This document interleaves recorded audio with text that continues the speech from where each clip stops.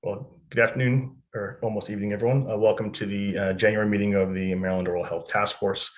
This will be our first meeting of the new year, but the meeting that we hold prior to going on sabbatical during session with the hopes of reconvening in April. So the point of the meeting now is to review additional material, the task force work plan, get subgroup report outs, and then establish to-dos that will carry us through session so that we can come in, return in early spring in anticipation of our interim recommendations or interim report, I should say, will be due in May, as well as our final report, which will be due in December of this year. This is a public meeting, so I don't believe we have any public speakers at this session. We have no invited guests at this session. This is just an internal work group, but to make sure that we are checking all the administrative boxes, making sure that we do roll if we could, and make sure that we have a quorum. I have noted Alex Schechter and Dean Reynolds are here, the co-chairs. Emily Dow. I'm here, thank you. Hakan Koyman. Debony Hughes. I'm here. Charles Doreen. Present. Ricardo Kimbers. Jennifer Szyminski. Here. Anna Davis is no longer with the task force. Christy Russell. MJ Kraska. Here. Jean Carlson. Present. Arpana Verma. Jennifer Bremen. Good afternoon. Mary Backley. Good afternoon, present. And Jennifer Berkman is filling in for Carol Masden. It's not here yet. Diane Romaine. Here. Yes, I'm here. I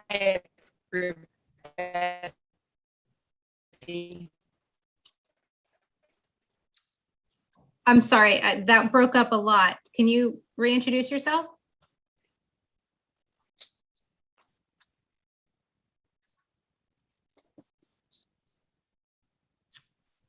Okay, Brooks Woodward, I think I just done. Nicole Steckwaite. Dean Shiflett. And Sarah Sizz. I will note people as they come in, though, after the roll call this morning. But we are present for enough for a quorum. So I believe we are, in which case we don't anticipate any votes today. And obviously proxies are able to serve for the purposes of just our dialogue, but want to make sure that we're checked the box there. Oh, of course, Delegate Bagnall, how are you? And the Dean is on as well. But before we go into the work plan and what we're looking forward to, kind of our plan out our 2022, I invite co-chair Dean Reynolds or Delegate Bagnall to proffer any opening remarks. Delegate, please feel free. Thank you so much, Dean. And once again, I just want to thank everyone for carving out this time. I know that that it was a little challenging, and I really appreciate everyone making the time, especially in light of the holiday and the new year. So thank you all, and I'm really looking forward to hearing the reports of the work groups. Thank you, and Happy New Year, everyone. And thank you again, too, for taking time out of your busy schedules. Yes, again, thank you for everyone. So as we go into 2022, what we wanted to do is the purpose for today to use our time most efficiently is to get any additional report out from our work groups. We've had report outs and presentations from a number of different folks, external stakeholders prior to this meeting. It's all contained in our task force work drive that you all have access to. And then at the end of the meeting, would like to discuss some considerations for the task force to start to think about and brainstorm to help possibly inform recommendations down the road after with discussion and with additional work and additional suggestions. But we'll defer that exercise until we've had any report outs from the work groups. And with that, I would invite any of the subgroups that have been assigned to provide additional feedback during this session.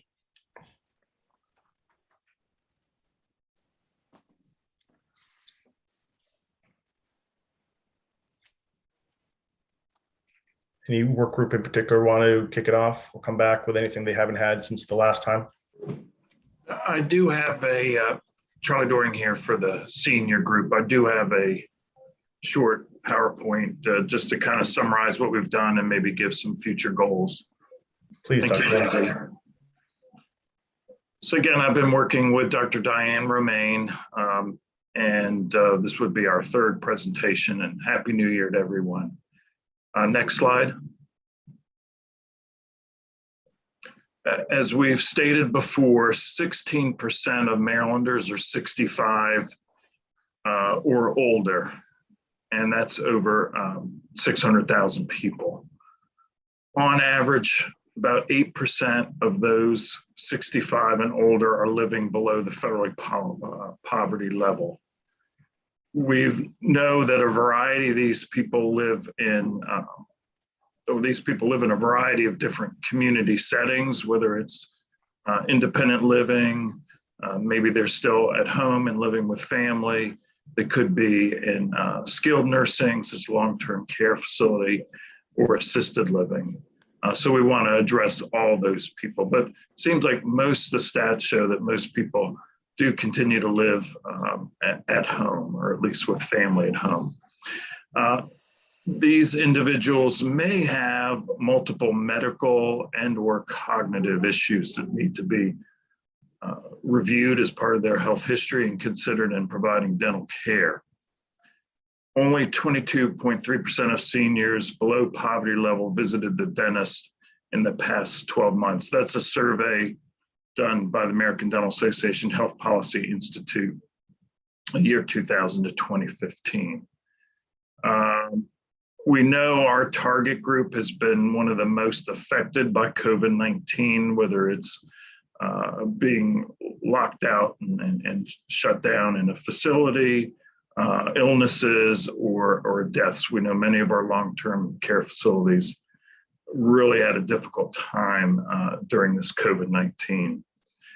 And the 65 and older population is least likely a cohort to be covered by dental insurance.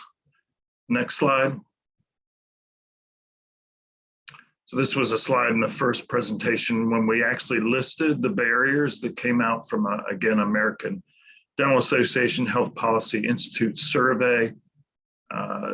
Were released in 2015, but I think much of this is still true today. Certainly socioeconomic, be able to afford dental care, lack of insurance coverage, geography. This is going to affect many of the subgroups as well. Racial and ethnic barriers, practitioner workforce barriers, and education. And as Dr. Yelowitz is quoted here, it's usually a combination of these factors that affects their ability to come to seek dental care. Next slide. So suggestions that Dr. Romaine and I came up with is improved communication between dentistry and other health professionals on the importance of oral health as a part of overall general health. We'd also like to see training programs for long-term care staff and caregivers to provide customized oral health care as a daily routine for those that are unable to provide care. I've seen and I've done in-house training in long-term care facilities. Again, some of this has suffered because of COVID-19 and inability to get in and access to staff and staff shortages and so on. But I do think this is important that the people providing care to our older population have a good knowledge of dental health. They're taking care of their own teeth and those that they're caring for. Expanding training of dental care providers to include exposure in treating medically compromised and medically challenged patients. I know we have a program at our dental school. I'd like to see more externships when reasonable to resume to get them more and more hands-on exposure in treating these patients. Improved tuition reduction or waiver programs to attract more dentists to underserved areas. I know this is something I've been talking to Dr. Hughes about in the Maryland Office of Oral Health. And I think we're going to have some good suggestions coming out of this task force to help attract young dentists into underserved areas. Next slide. So suggestions, part 2 here is to improve oral dental care benefits through Medicare, even though that cuts off at 65, but to better prepare our population as they enter their golden years, as I call it. Promote creation of a well-run national dental Medicare benefit program for the most vulnerable seniors, and eliminate barriers that inhibit dental utilization of incurred medical expenses under Medicaid. Next slide. So we're asked to come up with some suggestions of maybe some follow-up presenters, and Dr. Romain and I came up with these 2, and I may add, just thinking about it, a third. I would highly recommend Dr. Jane Glover. She's the Director of Council on Access, Prevention, and Interprofessional Relations at the American Dental Association. I think that she would be a good resource for this task force.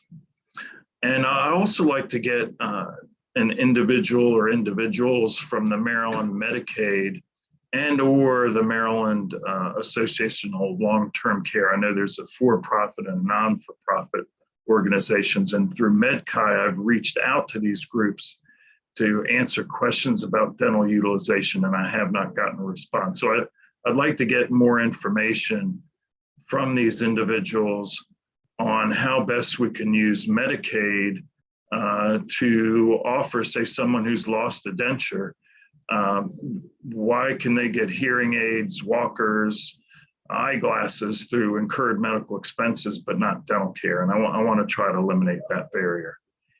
And just the third bullet point is maybe someone from the Maryland Department of Education to come talk to us. So the feedback I'm getting from a lot of practitioners is a severe, and we see this in all industries.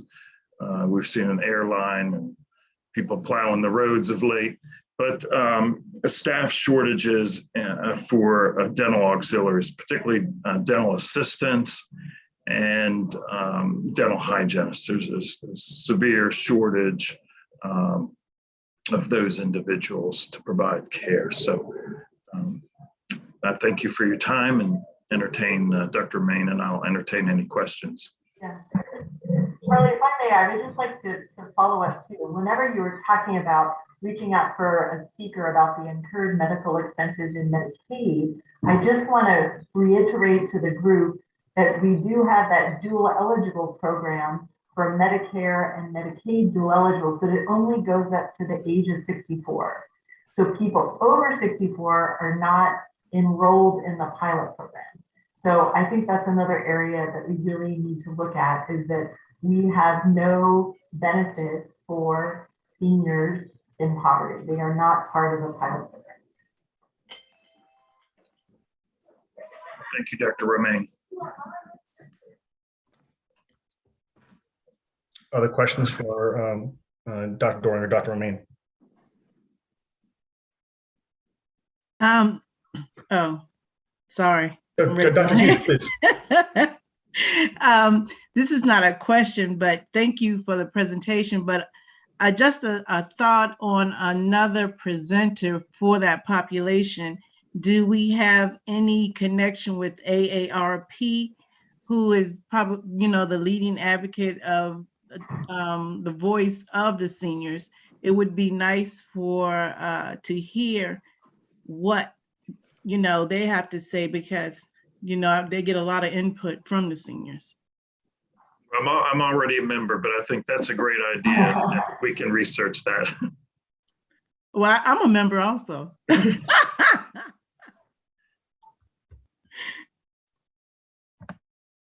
We'll definitely keep these call for speakers, especially to address that. Obviously, the elephant in the room is the idea that Medicare has not covered dental, probably unlikely cover dental, even if they get the Building Back Better Act on track. And the only delivery that you find is through the Medicare Advantage SNPs, or Advantage plans rather, and then for the duals, it would be the D-SNPs, which again, I would also make note are nascent as of this year in Maryland. We have 7, I believe, and I might be speaking out of turn, that are open enrollment right now at present in Maryland throughout various counties. And I believe all of them, or most of them, have a dental benefit, as do the traditional Medicare Advantage plans. So there are dental benefits available as Medicare as primary, with Medicaid always playing secondary under a dual eligible relationship. But we can explore that more in addition, and perhaps get a snapshot of what the dental benefits look like under the D-SNPs that are offered in Maryland. And again, it is their first year, and that benefit will change calendar year to calendar year as they titrate their benefit design. But we can also put that on there as well if we're going to focus. We want to spend some more time on the long-term care populations, the elderly, duals, that whole umbrella.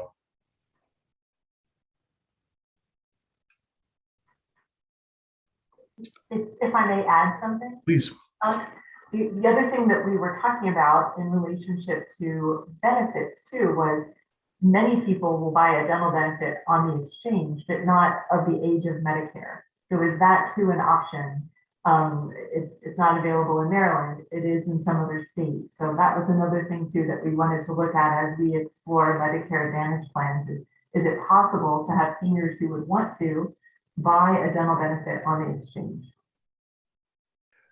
The exchange is not going to be for that population. The exchange, is obviously a created market for the purposes of the individuals between 100 and 400% of federal poverty that receive a subsidy.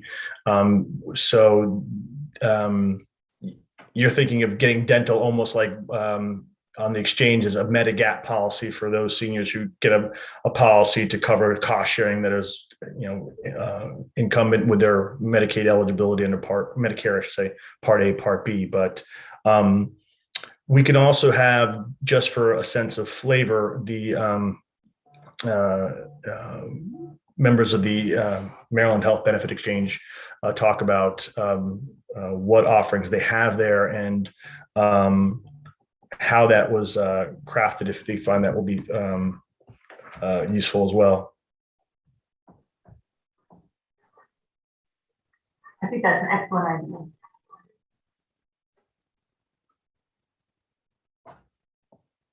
Other questions? Comments? The one big area of exploration that we have not yet delved into, and that will require speakers, is a area that is required by the task force enabling statute, and that relates to. I have it here on my laptop, so I'll look at it and paraphrase it rather than having to share it necessarily. But the possibility of looking at mid-level therapists, providers rather, including dental therapists, what programmatic functions they could serve in terms of delivery, how that might be funded, assessing the potential role for these types of providers, and looking specifically, for example, at the experience in Minnesota, which has a number of dental therapists licensed there, and use that as a potential template, or at least to inform our examination of these types of providers. So what we're hoping to do for the spring meeting is to get those folks or get relevant members from the Minnesota Department of Health and Medicaid there to come and speak to us about their programs, as well as any other peer programs that exist, because that is specifically called out for the purposes of our mandate, and it is a area that we have not yet explored.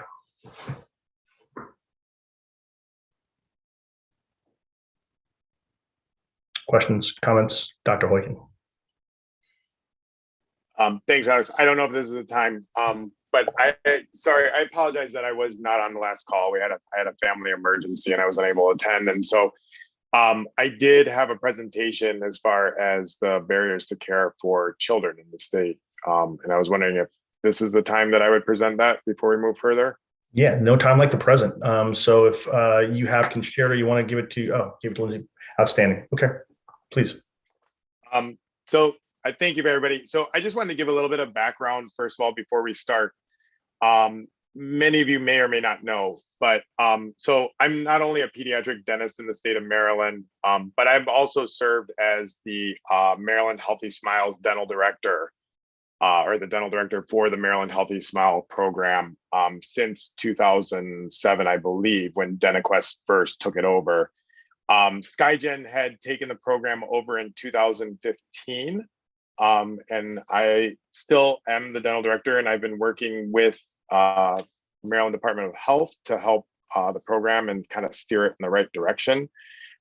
Currently, the program serves children 0 to 21 years of age. We serve pregnant women over 21 years of age, REM adults 21 and over, and the adult dual eligible that we've talked about so far. Slide, please. I did want to take a step back. So I did look at the last presentations that were given, and there was a quote in there about that there was fee increases to dental in 2013. I went back to MDH and talked about it. So there really was not a dental increase in 2013. I just wanted to make that clear.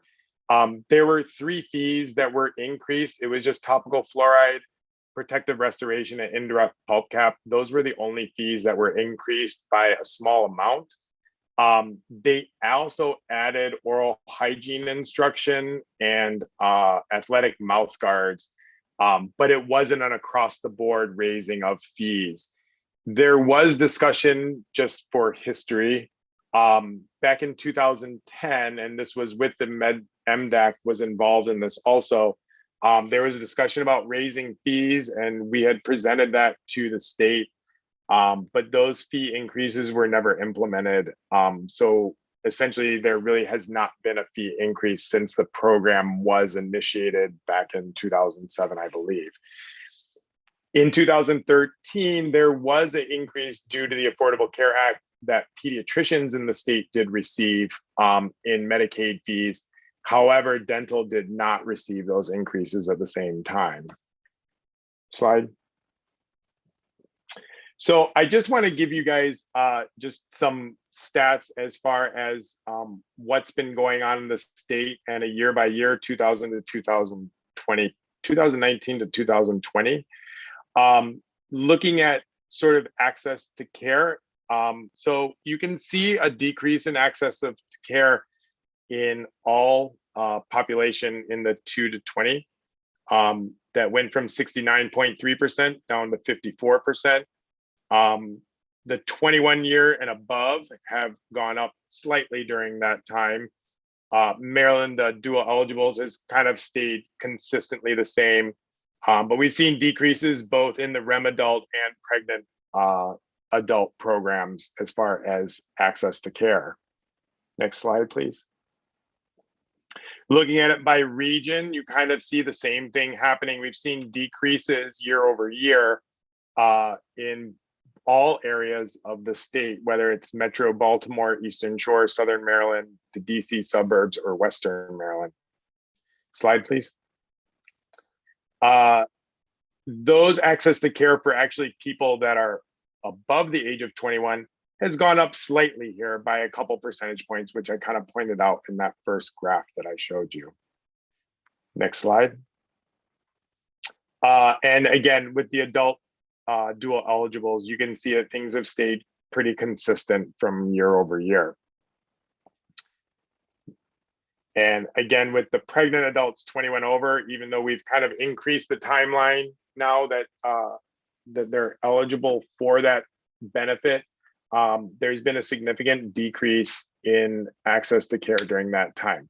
Now, I do have to have a little caveat. Some of these numbers may be impacted as far as COVID goes.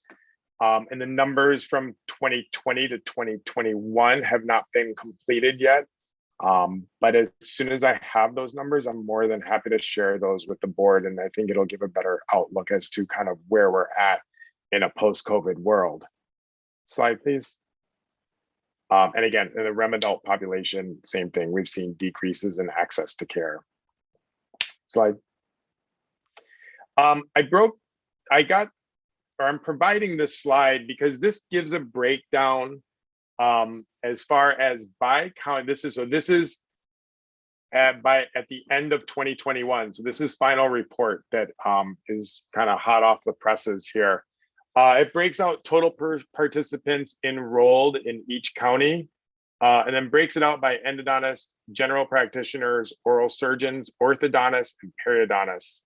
And it gives what the initial provider count was at the beginning of the year and sort of the number of providers that were added, the providers that were either terminated or suspended during that year, and then what our net provider count is at the end of the year. It gives a good overall look at sort of what the program looks like. I think the important things to note, we have 1,789 providers right now as far as general practitioners go, and 382 pediatric dentists that are all members and providers in the Maryland Healthy Smiles Network. So it is a pretty robust network that we have. There are access to care issues, especially when you're looking at endodontists and oral surgeons that are the most difficult to come by, endodontics being the hardest one to find. And if anybody has questions, you can interrupt me and ask as we move along. Next slide, please. But I did want to break this out, and can you just click on it because I had some little arrows that are going to show up. I think if you just advance, it'll come up. So this breaks out based on the chart that you saw before, what the member to provider ratio is, because I just wanted to present this because a little bit of it is we talk about underserved areas and where in which counties are underserved. Could you just click it twice more? And if you look at this, Kent County and Worcester County definitely are the worst off, where there's one provider per 2,319 people in Kent and 2,102 people in Worcester. But when you look at the other counties, I mean, they are pretty kind of similar. We talk about Allegheny County, but the member to provider ratio is pretty close to what it is in Anne Arundel County. And if we honestly look at Baltimore County and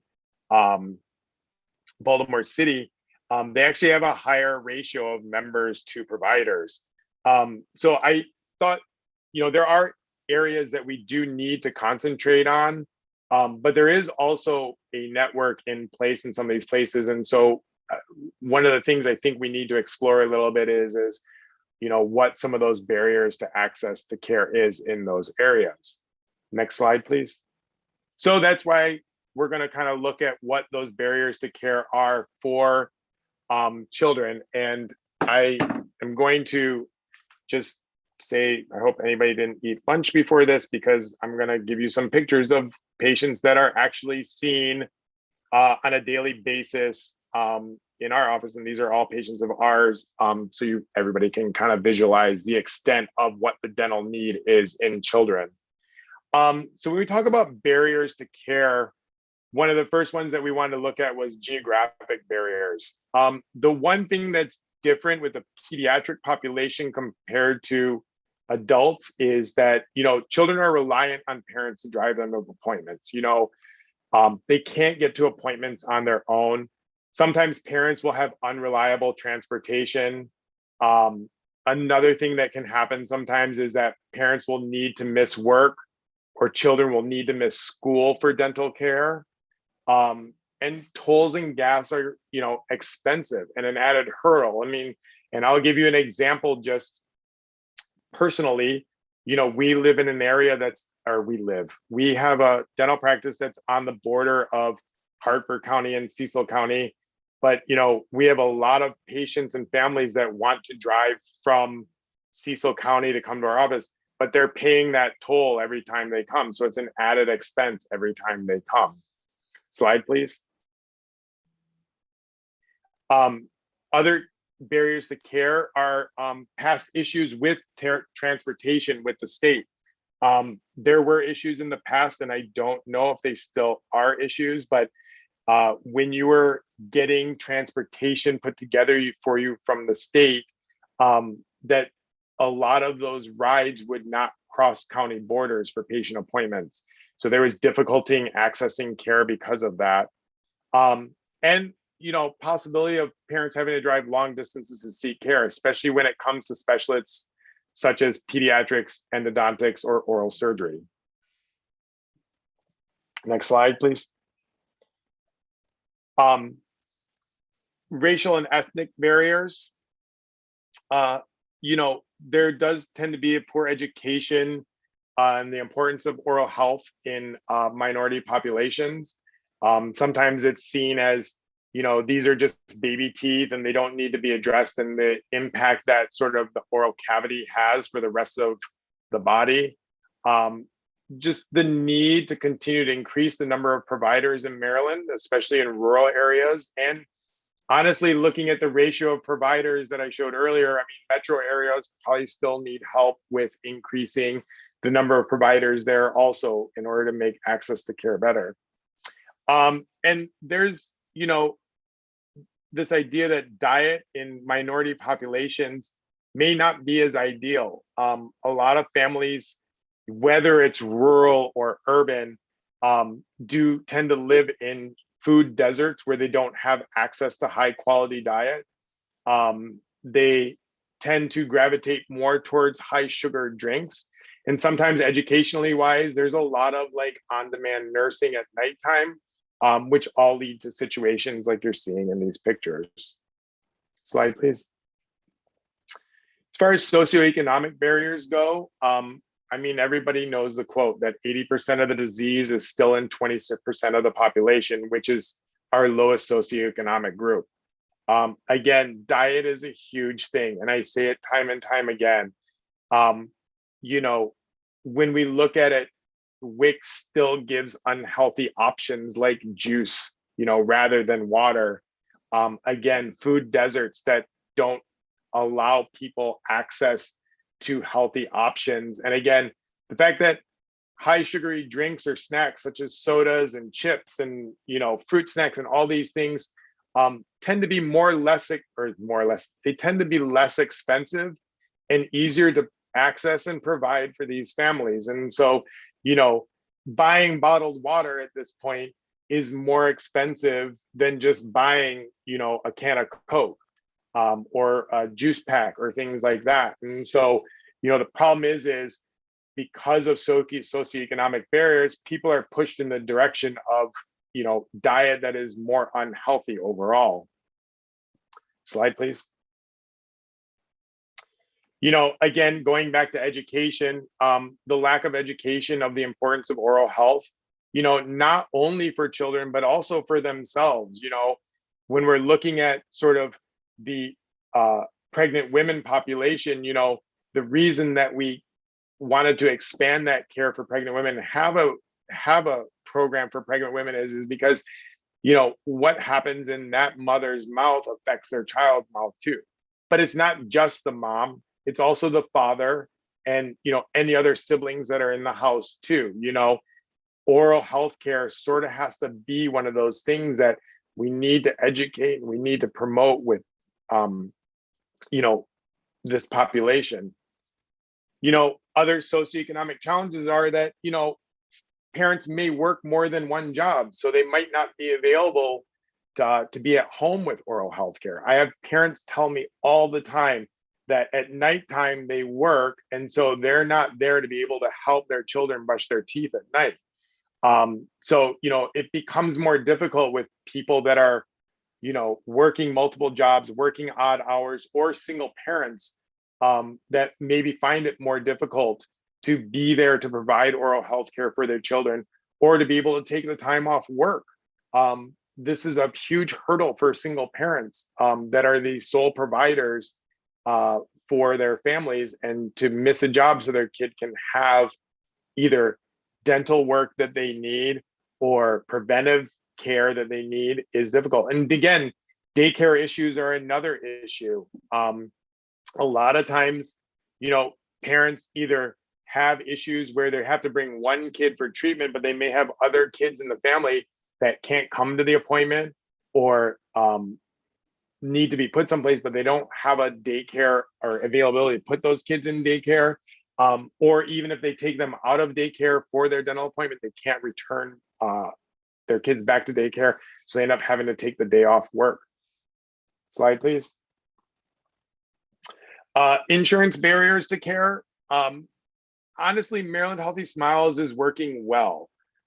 We do need to continue the expansion of the provider network. And one of the things that's concerning to me a little bit in the graphs that I showed in the beginning and with the table that shows providers is there has been an attrition of providers in the network over the last 2 years. I wouldn't say it's significant yet, but from all providers that I talked to in Maryland Healthy Smiles, something has happened a little bit where the tide has turned, and all of them are feeling like they're inundated with patients all of a sudden.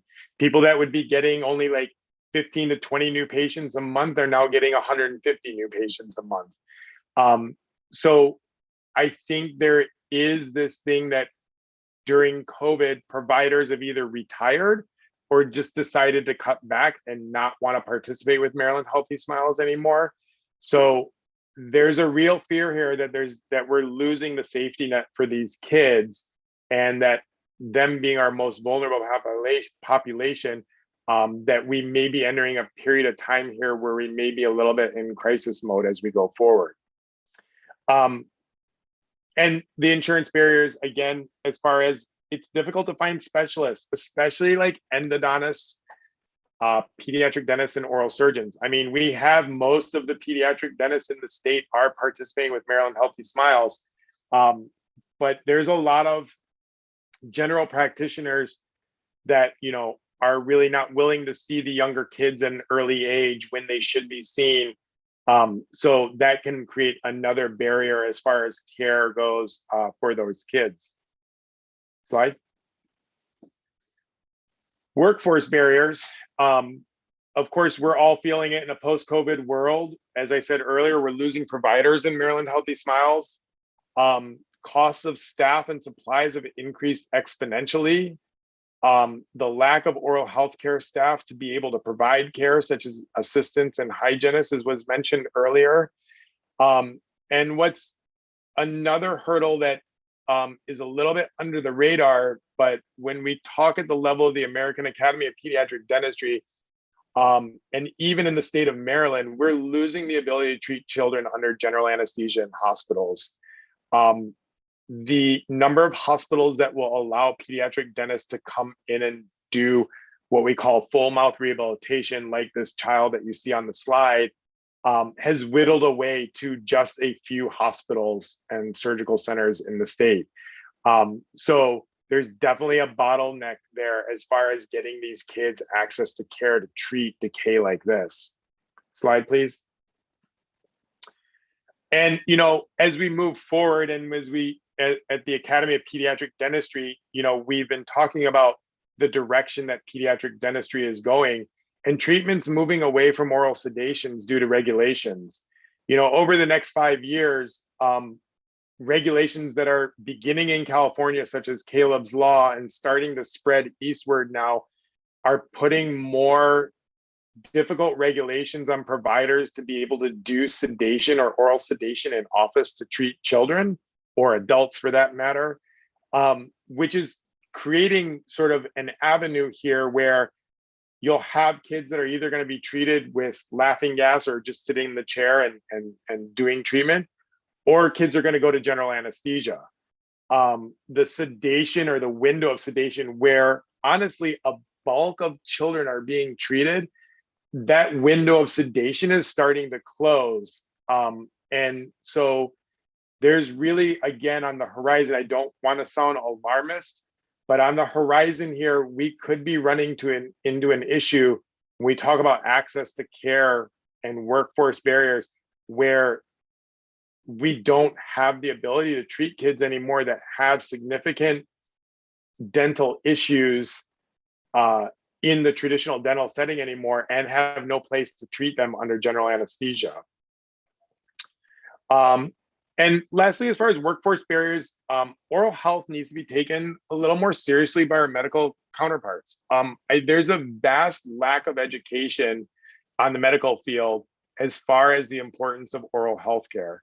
I've spoken with many pediatricians over the years, and they have so many things that they have to do when they're doing these childhood examinations that oral health care, I mean, unless it's obvious to them that they see something like this in the mouth, it's not on their radar. And it's not something they've really been educated in. I mean, it would be the example of me as a dental provider being on the lookout for a child that would need tubes in their ears. I mean, I could maybe figure it out a little bit, or if a kid needs tonsils and adenoids removed, I mean, I could look and maybe say like, yeah, their tonsils look enlarged, but I'm not the professional on knowing whether or not that's something that needs to be provided for them.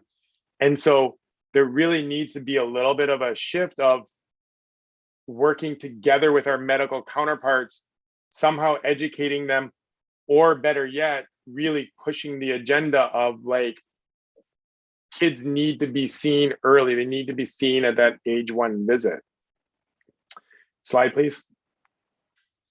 And when we talk about barriers to care and education and outreach barriers, I mean, again, the American Academy of Pediatric Dentistry and the American Academy of Pediatrics for years now have recommended the year 1 visit, but it's scarcely known to the general population. If you ask anybody, most people think that their child's still supposed to go see the dentist by age 3.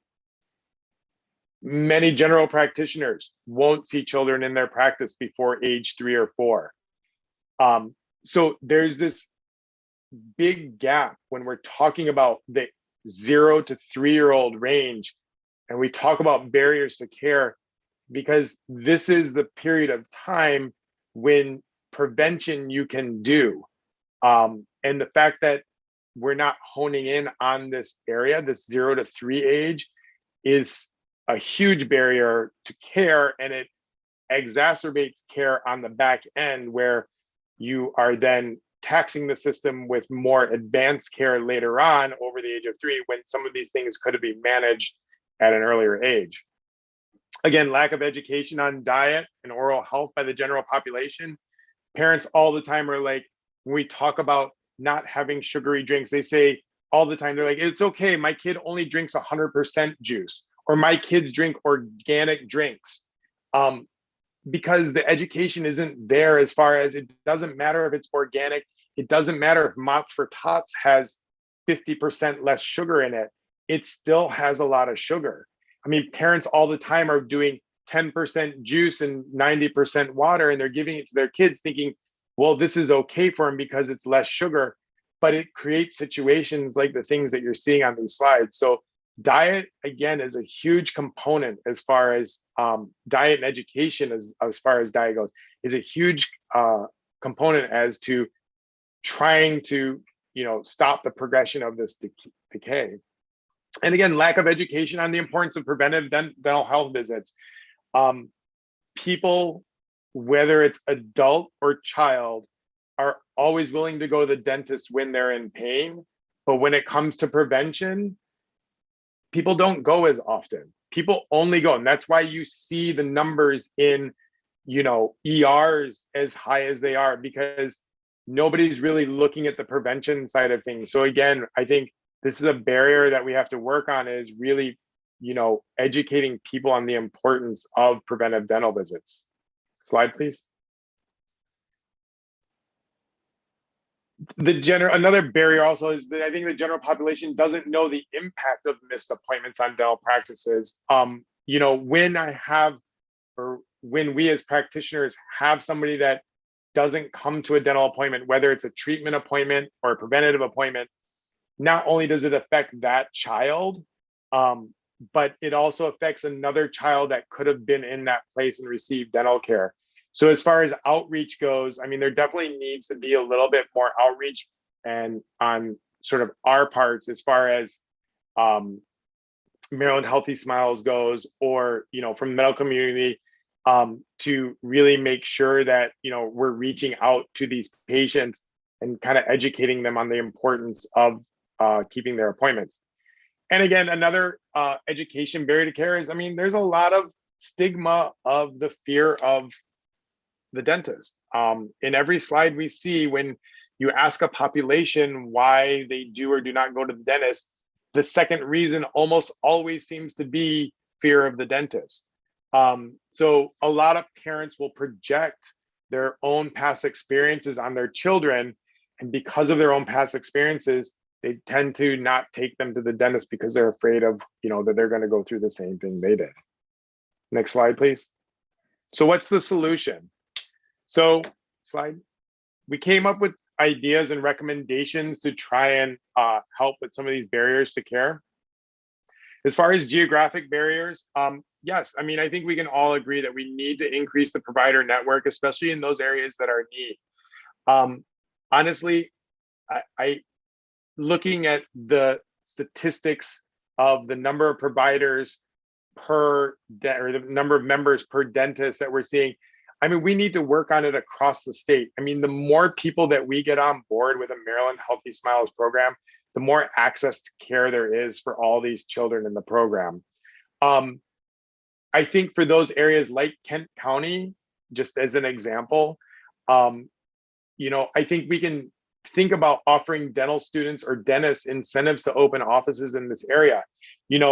Programs like what the military does when we're in dental school, if you take a Navy scholarship, they'll pay for your 3 or 4 years of dental school, as long as you go to an underserved, well, you have to go to a military base, but we could do the same thing where there could be some sort of scholarship that pays for 2 or 3 years of dental school, with the idea that person has to work in an underserved area and provide care to those areas.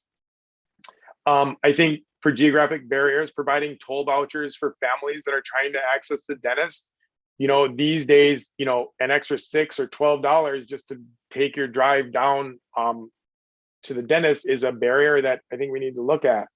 And possibly utilization of Uber or Lyft or some sort of ride sharing program to allow for families to access care. I mean, a lot of families may have unreliable transportation, like I spoke about earlier, that would at least give them the opportunity to utilize these services to go to and from their dental appointments. Whoops, sorry, slide please. As far as racial and ethnic barriers, again, I think things like offering incentive programs for providers and staff to be trained in speaking foreign languages such as Spanish.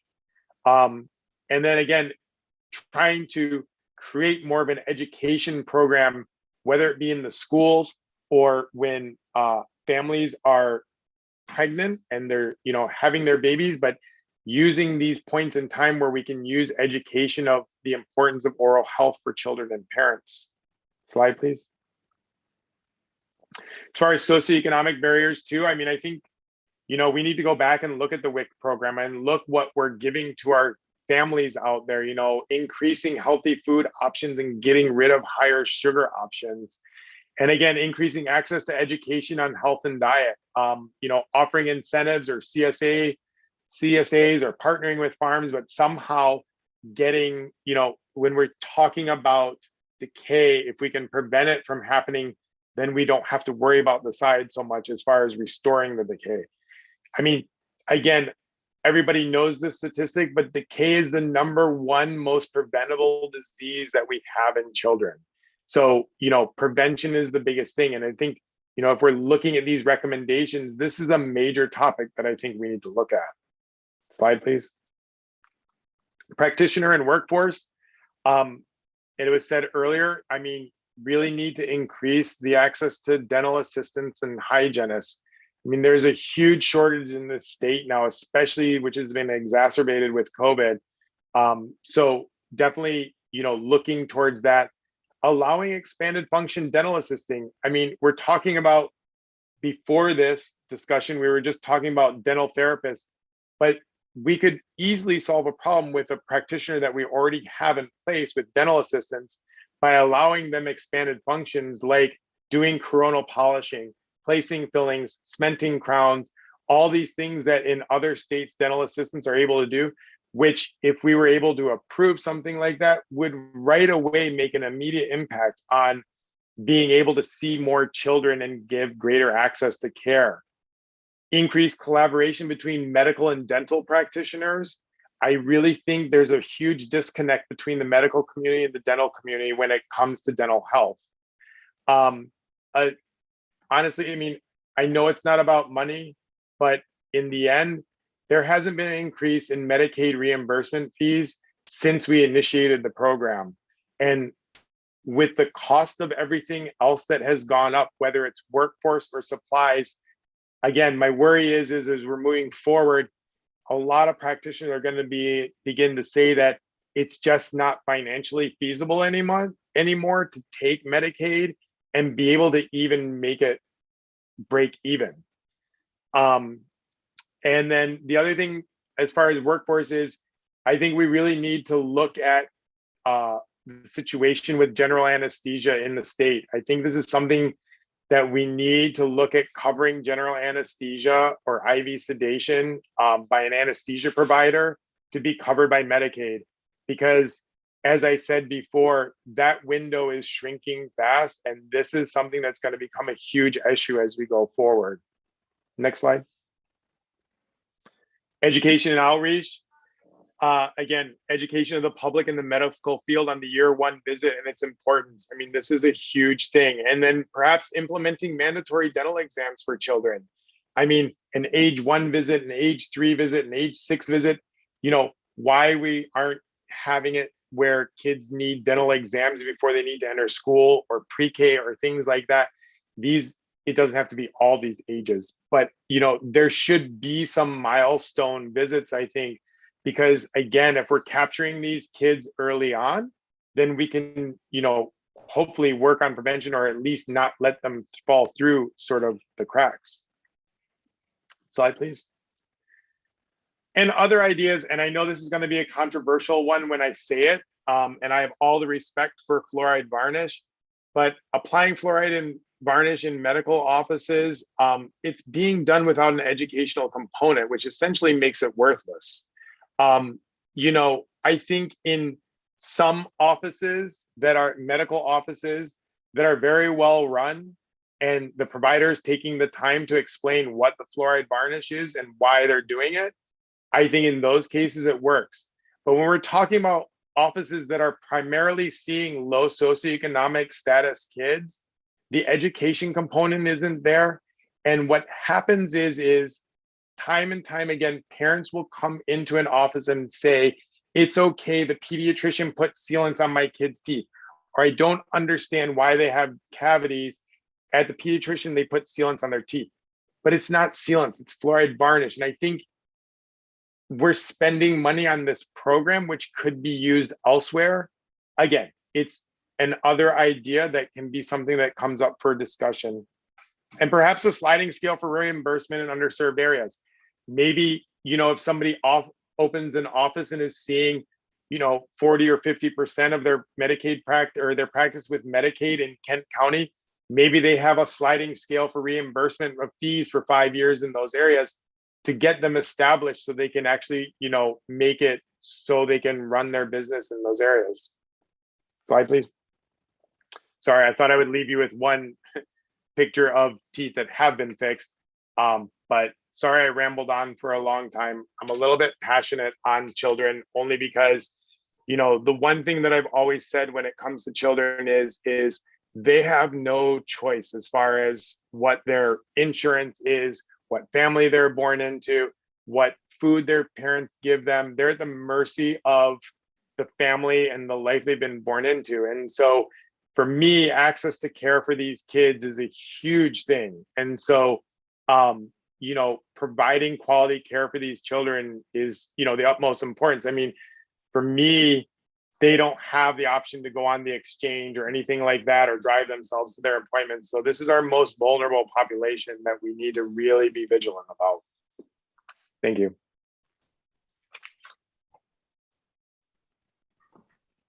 Thank you, Dr. Koyman. Dr. Doran. Thank you, Dr. Koyman. I really appreciate your passion. I think fantastic. Thank you for your presentation. Just some comments. I'm very curious because I see daily in my practice the effects of COVID-19, particularly in the older population, which dovetails into your presentation. Those with systemic illnesses have kind of shied away from coming to the dental office. So I was wondering if Skygen on your earlier tables would be able to provide data on 2018. And then we look at 2019 and then 2020 and see the drop off. Obviously, we don't have data from 2022 or 21 rather. The other point I wanted to make was about the expanded function dental assistants. The Maryland State Dental Association has put together a bill, drafted a bill that we've got sponsors for this session coming up that would allow, once trained and certified by the Maryland State Board Dental Examiners, expanded function dental assistants, and I have the list of the procedures here. It would be, and this would be under the supervision of the supervising dentist, placing of sealants, administering silver-diamine fluoride, providing coronal polishing, and monitoring of nitrous oxide. So I think it's a start on some of the things that you had mentioned. The other comment I have is, and I've been talking, as I said before, with Dr. Hughes about attracting dentists, especially young dentists, recent grads, to underserved areas. Is one of the issues we're having is the cost of the tuition, and we're getting people out of school with $700,000 worth of debt and getting a very limited enticement to go to these areas. And I think that's something we can work with the Office of Oral Health on. So I just want to bring those points. And again, I thank you for your presentation. Dr. Hughes. Okay, thank you for the presentation. Just a couple of comments. First, when we're looking at the decrease in number of providers that are participating in Medicaid, one thing I think we need to look at is the credentialing process. I get many complaints about how difficult it is to get credentialed and even re-credentialed. So that is an area that needs to be studied more. And I have a question. When you talked about the fluoride varnish program in medical offices, when you said there was a lack of education, is that toward the parent, or who does that apply to? Toward the parent. I'm sorry? Toward the parent. Oh, toward the parent. Okay. Yeah. Okay. Because I was unsure, because in order for a provider to be credentialed to apply, they have to go through a course. Right. Okay. I just wanted to make that clear. All right. Thank you. Dr. Amin. I wanted to follow up on the silver diamine fluoride question. And first of all, say Dr. Corman, thank you so much, because so much of my day, like yours, is talking about sugar, right? And its effects on all these populations. So that is vastly important. To segue about what you said and what Dr. Hughes said about silver diamond fluoride, what I'm finding here in Western Maryland is that pediatricians are unaware of the new ADA guidelines advising the use of silver diamine fluoride, which for those non-practitioners on the call is a combination of silver, ammonia, and fluoride that's applied to carious areas and can halt them by 60% with one application, by 90% with two applications. So it's a tremendous preventive caries tool. But that is what the ADA recommendation is on children with caries. And I find that pediatricians are using it on everybody. And to your point, parents feel like, oh, well, that's gonna solve their problem. So I feel like in the education, we need to really make that known. Have you found that true, or that silver diamine fluoride? So just to clarify, so pediatricians can't apply silver diamine fluoride. So they're just doing fluoride varnish. So, silver diamine, you're going to get me on my soapbox here a little bit. Silver diamine fluoride is an old product from decades ago that has now come back into the arsenal of what we use in the dental field. And essentially what it is in any of those pictures that you saw where there's decay that you can see, you would scrub this clear liquid into it. And what it'll do is it'll arrest the decay in that area, but it will literally turn the tooth jet black in color. So my one issue with silver diamine fluoride though is it's not an end game ever. It's an interim type thing. And sometimes my worry is people paint on silver diamine fluoride, and then as soon as the parents leave the office, they go back to giving the kid juice in the bottle, and it just progresses and goes forward from there. Again, when we're talking about low socioeconomic children and families, and those are the kids that have the bulk of the decay, that 80% of 20% of the population, the dental IQ and the education component isn't there. And so what I find is that a lot of times people are painting silver diamine fluoride on there, and then there's not the follow-up, I think. And what ends up happening just in my office, because I see a lot of kids on, Medicaid, I see time and time again where kids are coming with huge facial cellulitis swellings because they had silver diamine fluoride done at one point, but then there was never the follow-up with care. Because again, I think on that education component side, people think that they're painting on the decay is arrested and they don't need to do anything anymore. So I think silver diamine fluoride has a role in dentistry. And I feel like I'm getting old when I say this. I feel like 15 years ago when fluoride varnish came onto the market, we all were using fluoride varnish as sort of this, if we put fluoride varnish on kids all the time, we paint it on there, we're going to totally disrupt the amount of decay on there and decay rates are going to go down. And they didn't. It was one of these things that because we were painting it on there multiple visits, every month, things like that. But the diet component didn't change, the behavior didn't change. And so what ended up happening was things progressed. I'm going to digress a little bit just because I think the story is important. I did a lecture for the AAP out at one of the Indian reservations out in the Dakotas. And, they told me that we paint fluoride varnish on these kids anytime they want. They can come into the clinic. We literally go through doses and doses of fluoride varnish, but our decay rates don't go down at all. And we don't know what to do.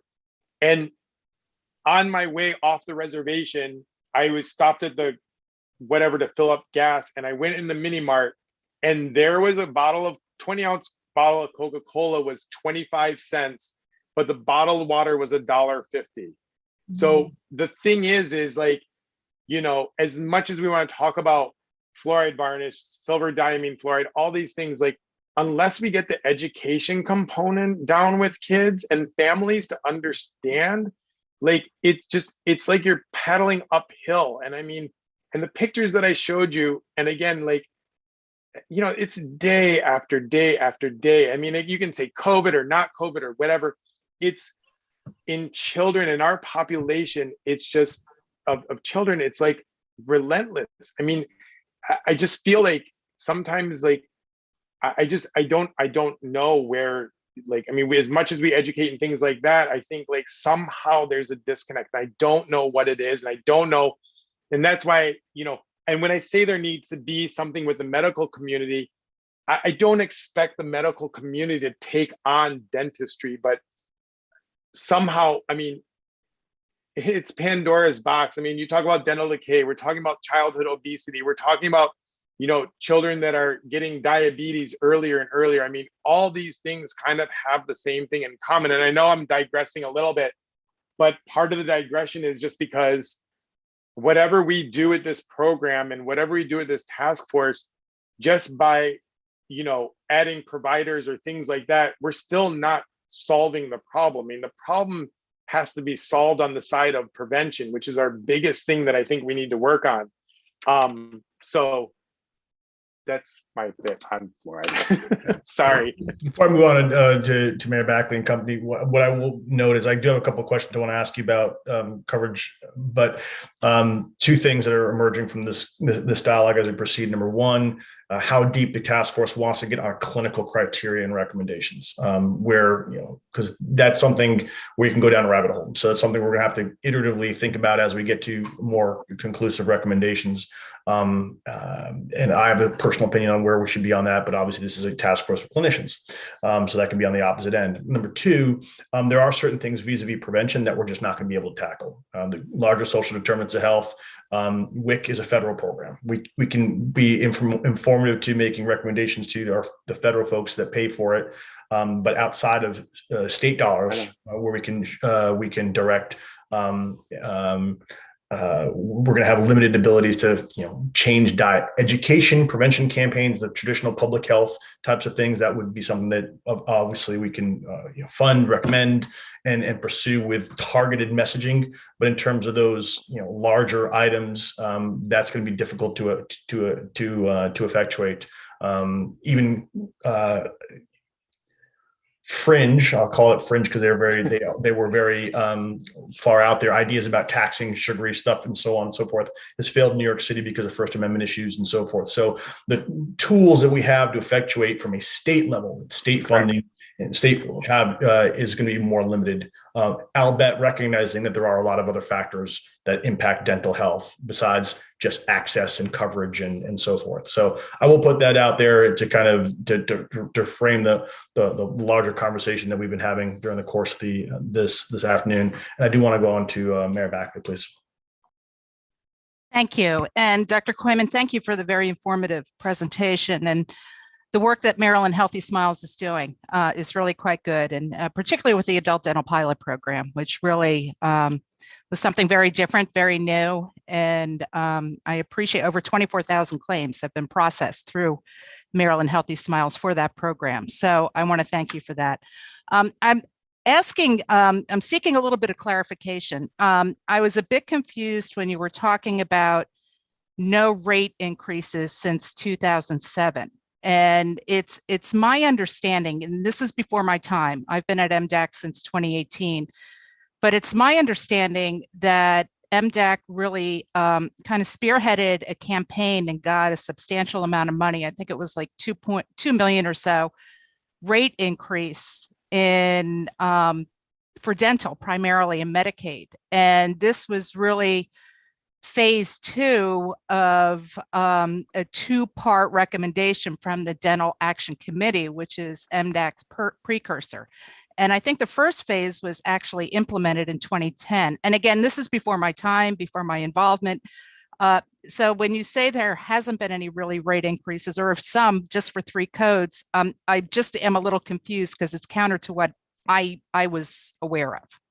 Yeah, so there really has not been a rate increase. There has been those codes that I showed you, that was 2013. So I think when Dr. Tinenoff said that there was a rate increase in 2013, it was just those 3 codes that had a rate increase.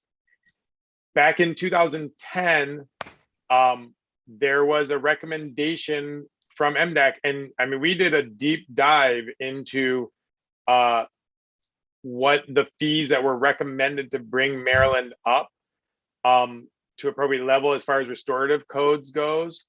But that did not get approved and it did not go through.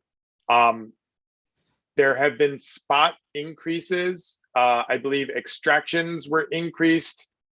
Maybe in 2010 it was. I think extractions were increased, oral sedation, and just like 2 or 3 other codes during that time were increased. But there hasn't been an across the board increase in fees on Maryland Healthy Smiles since its inception. Well, yeah, since its inception when it first started. Mr. Schechter, if I could just ask one more question. You may. Thank you. Dr. Koyman, could you please tell me those 3 codes again? I'm sorry, I didn't write them down from your slide. If you give me a sec. Or send them to me, that would be great. Yeah. No, I have it right here. It was because I was just talking with MDH today. So that went out on December 15th, 2014, when the memo went out. So it was D1208, which was topical application of fluoride. Mm-hmm. Oh, here it was you go. D1330, which was oral hygiene and instruction. D2940, which was a protective restoration. D3120, which was a pulp cap indirect. And D9941, which was fabrication with athletic mouthguard. Very helpful. Thank you very much. Thank you, Mr. Schechter. And Mary, sorry, Yes. I have, if you like, I can share it with you. I have the email from 2010, if the MDAC would want to see it or if it helps you at all, as far as what the suggested reimbursement increase was during that time, and where we were. But if you need that, I can forward that or forward it to everybody. That's very kind. Thank you, Dr. Koyman. I do have that information. Okay. Thanks.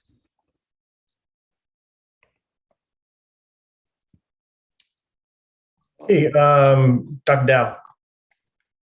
Great, thank you. I don't know what's going on with my camera. I turn into a hue of red throughout this meeting, so please ignore that. Just for sake of context, just to remind everybody, I'm with the Maryland Higher Education Commission. I am not a dentist. I'm not a clinician by any means. I work with all the colleges and universities on a variety of issues in academic affairs. I did want to point out, just because it's come up in a couple of meetings, and it certainly came up today around loan assistant repayment programs and scholarship opportunities. There is a dental program here in Maryland. It's run by the Maryland Department of Health. We advertise it on our financial aid website as a state financial aid program. I'll put a link in the chat, but it may be worth asking somebody from Department of Health that runs this loan assistant repayment program for dentists to provide some data and how students are able to take advantage of the program. So I'll put that in the chat, but food for thought that we do have something. I imagine it's probably not well advertised considering everybody's comments here. It may have limited funding, but maybe worth discussing with this group. Yeah, and Ms. Hughes, Dr. Hughes can probably talk about it a little bit too, but I mean, just on my side from seeing it, it is well utilized and it's pretty competitive to get. I mean, so there are a lot of clinicians that do apply for it, and it is well utilized. I mean, so it's not like years go by where funds are not used. I was, one of the things that I was thinking about a little bit was, and again, thinking outside the box, if you get somebody to open up a practice in, say, Kent County or go work there and, make them like, just say, we're going to pay for your tuition for the 4 years of dental school, if you stay in Kent County for 5 years. My feeling is if you stay in Kent County for 5 years, you begin to lay down roots, you begin to have a family there, you begin to have people that know you. You kind of don't leave after 5 years. I mean, you've kind of started your life there. And so if there's some way that we can, and again, I don't know if this comes from this task force or not, but, if there's a way to provide funds to do this, I think we can direct people to areas in the state that, if they're there for 3, 4, 5 years, they're going to stay there. They're not going to leave. Or, I mean, you might have 1 or 2 that leave, but I think they'll begin to stay. But the LARP, I believe it's called, is a really great program. And I know Dr. Hughes has presented on that, the previous one. So I think that's the bridge, is the program that Dr. Hughes referred to and provided the data. I think the first couple ones. So that's I believe the same one, unless I'm mistaken, and that provides a segue to Dr. Hughes.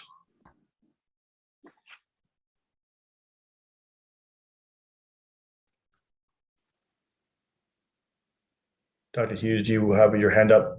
Yes. Oh, I couldn't hear much of what you said. It was broken up a lot, but I can just talk about, that's not why I raised my hand, but I will again mention about the Larp program. It is not well utilized in Western and Eastern Maryland. Most of our applicants come from the urban areas. It is again, a 3-year commitment, and they are reimbursed $25,000 per year with the requirement that that 30% of the patients they see have Medicaid. So, but it has also been I've been asked about also providing this benefit to dental hygienists. So that is something that also needs to be considered. So, but I wanted to I raised my hand because I wanted to talk a little bit more about the fluoride varnish program. So Dr. Corman, you think that there is very little benefit to medical providers providing fluoride varnish in their practices.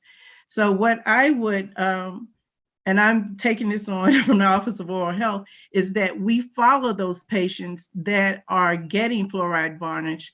And if this is information we can get from Medicaid, to see what the benefits are. Are these kids, are these the ones that don't have decay, or if they do have decay? Because if we basically are spinning our wheels with this program, is not something we should continue.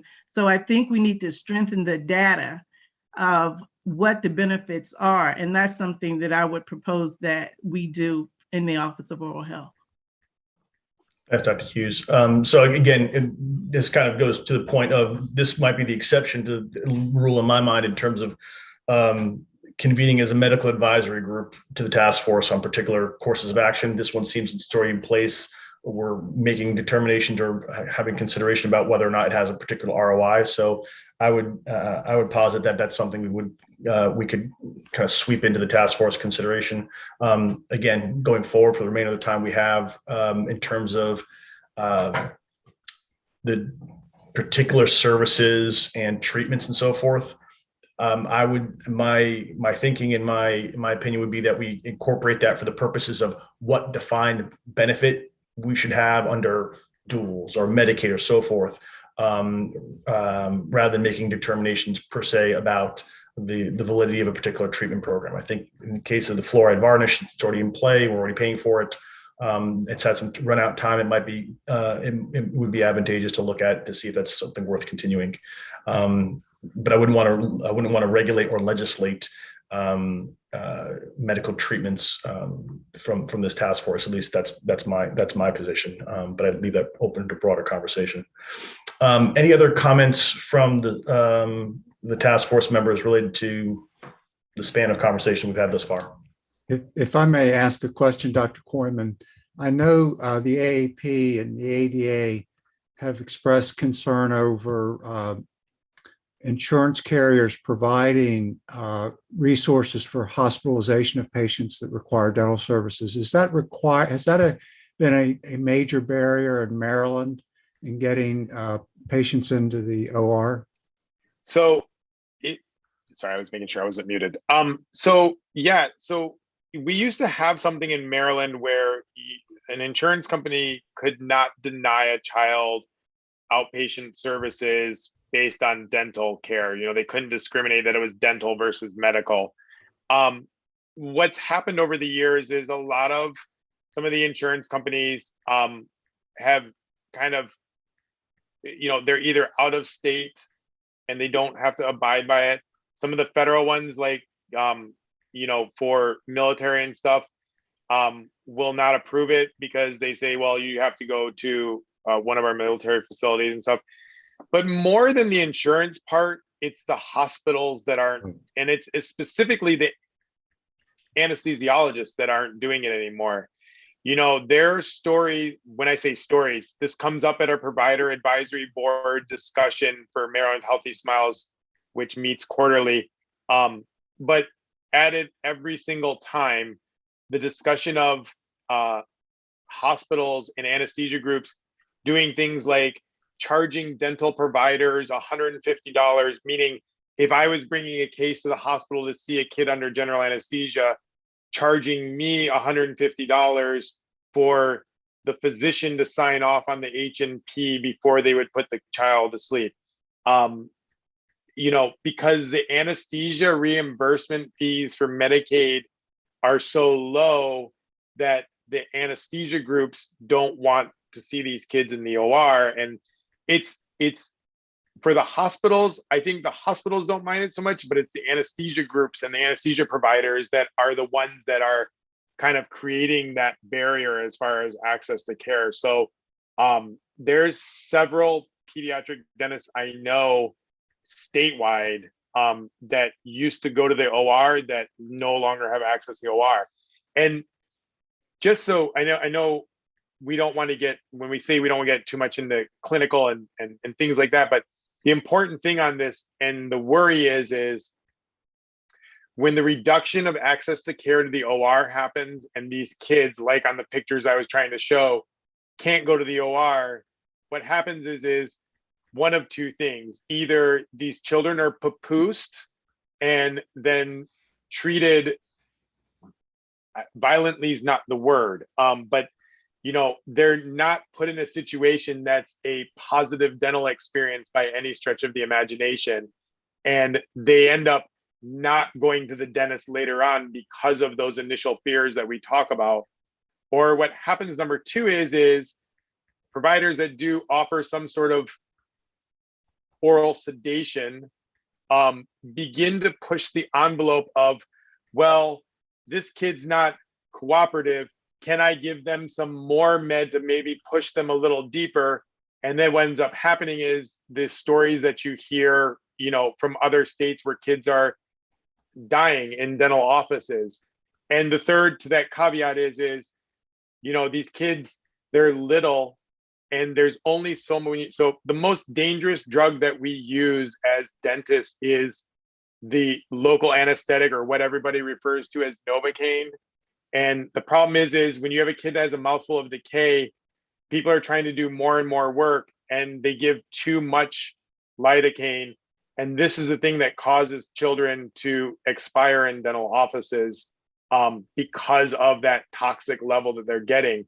So there's a whole host of things as that window of opportunity to go to see kids under general anesthesia closes or gets less. And the more dangers that are going to come on the backside of it, of bad things that will happen because providers are trying to, you know, you get sort of boxed into this thing of like, well, my hands are tied. I'm just going to try and do what I can on this 2-year-old child. And then all of a sudden, you know, they're over sedated, they're in the ED, you know, something happens. And I mean, we talk about Diamante Driver and that was a horrible, horrible situation. I think it woke our eyes up to it. What my fear now is, though, I don't want there to be another situation like that where it's not a matter of access to care. The kid was able to see a dentist, but they couldn't be treated appropriately with general anesthesia or whatever.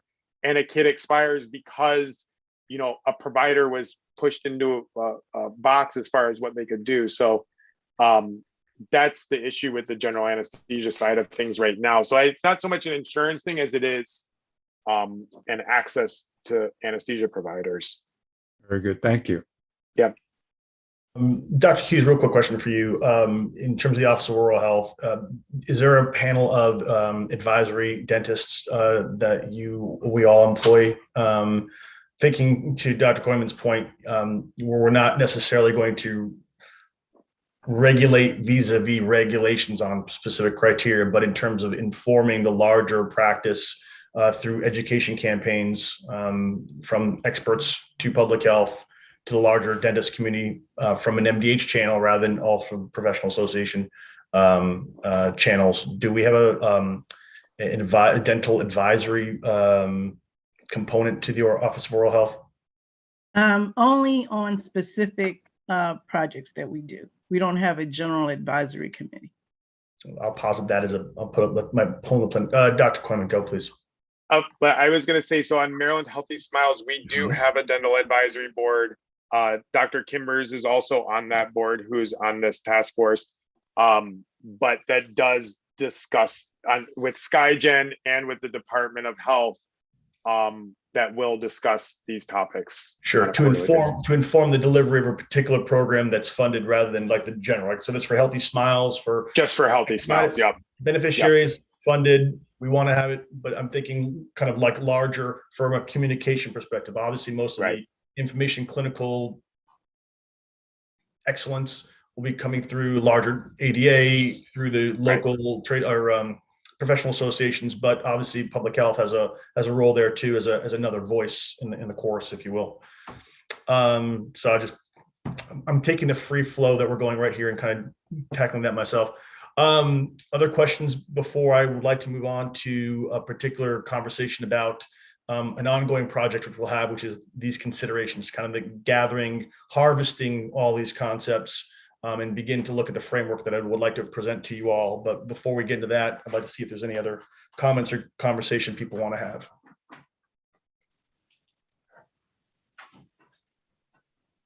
Alex, thank you. Thank you, everybody. I did not mean to monopolize the entire time, but and I'm sorry that I wasn't on the call last week, but thank you guys for being patient and listening to what I had to say. I appreciate it. We haven't not yet at this point addressed the kind of the pediatrics, and peds is this particular population that we were looking at. So any other folks? If not, what I'd like to do is tee up a basket, if you will, of draft considerations that is by no means exclusive. It is the beginnings of a categorization of potential solutions, avenues we might want to pursue that will also be informed and that will harvest the ideas that we're talking about now with regard to advisory, with regard to potential changes to our fluoride varnish program and so forth. So I'm going to throw it up there now as a beginning step. It is not, it is informed by the previous presentations that have been made, by your presentations, by the meta-analysis of the literature that we've gotten in the task force, as well as some kind of larger aperture thinking to move the needle. Because at the end of the day, our charge is to affect the oral health here in Maryland. And that means going for bold movement. And that might not necessarily be addressed, although there are obviously vehicles in play this session that would definitely move the needle. This session, as well as prospective sessions. So I wanted to have this conversation. So this is something that we will build off of as part of our work plans, and as each individual group kind of socializes. And what I'd like to kind of have everyone digest and look at and consider over the next several months while we're in sabbatical to build upon in our future meetings. So with that tee up to this, I will ask the staff to kind of share the draft considerations, and then I will invite the dean and obviously as well Delegate Bagnall to speak at the conclusion of this. We'll build in some time since we're about to enter into session as it is anyway. But with that, I'd like to kind of go through the draft, some of the draft considerations, which again have not been vetted by this larger task force nor by any other advisory body thus far. It's more of a conceptual framework. And thank you, appreciate that. So the draft potential considerations, again, these are not recommendations. These are larger ideas about how to effectuate the oral health from a delivery access perspective, and broken down into access and coverage right now, education, and outreach, and then finally literacy workforce development, and it can all be built upon. But these is just some conceptual ideas we wanted to have feedback from, not just today, but going forward. So I'll go through walking through these. Obviously, one of the things, and we won't necessarily have a conversation about this right now, but I know that everyone should be familiar with, is that there are bills afoot to add additional comprehensive dental coverage to Medicaid being considered during session below 133% of federal poverty. That is under an analysis by DLS as well as by MDH.